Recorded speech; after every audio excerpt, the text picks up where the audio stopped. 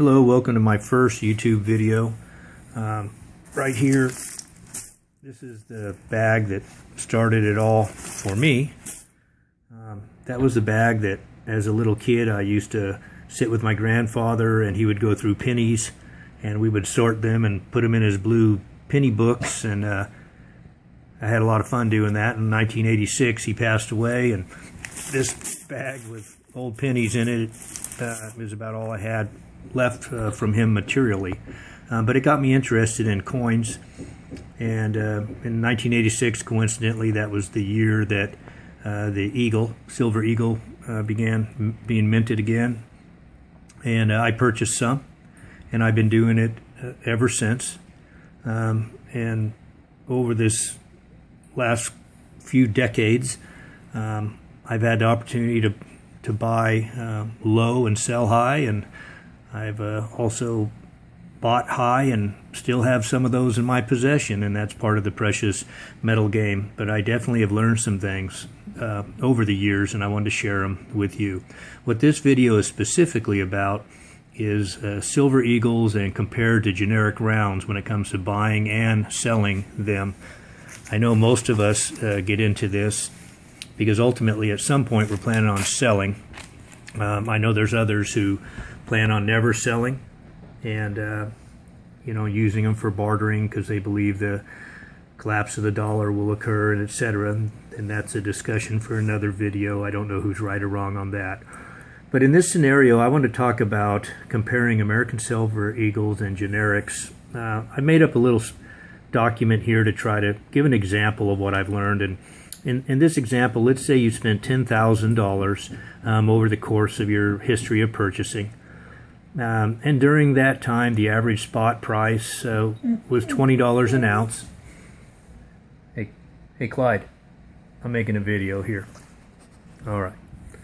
So the average spot price was $20 an ounce. If you purchased American Silver Eagles, give me some room, buddy, during that entire time, on average, you'd probably pay about $23 per coin. And which would allow you to accumulate 434 American Eagles. If during that same period of time you were purchasing generic rounds, on average you would pay around $20.50. All this is based on this $20 spot, and you would accumulated 487 generic rounds. So let's go down the road away, and in this scenario the spot price is doubled. We're all happy, so we decide we're going to sell.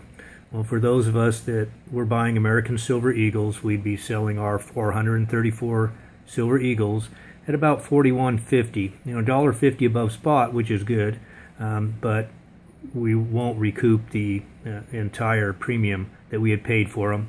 We would end up with about $18,011. For those that had been buying generic, they're going to sell them back at about $1 less than spot, which is $39 in this scenario. And when they sell their 487 generic rounds, they would end up with about $18,993.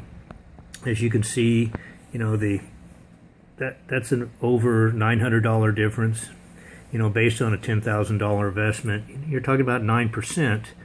Ultimately, you would make more going the generic round route.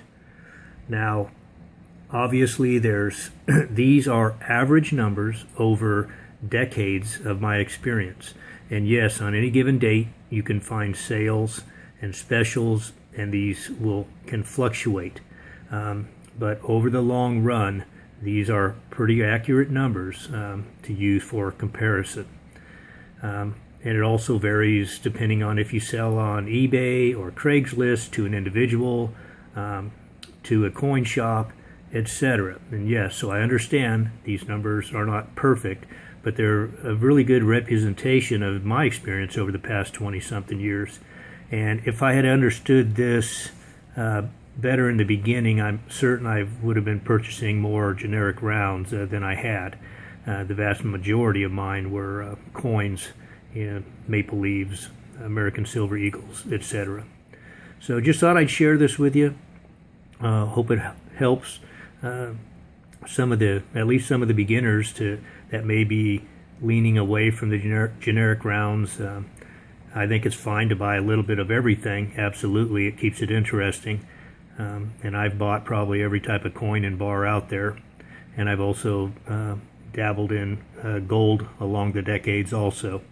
So more videos to come. Give me some feedback. I hope this helps somebody. And I'll talk with y'all later. Bye.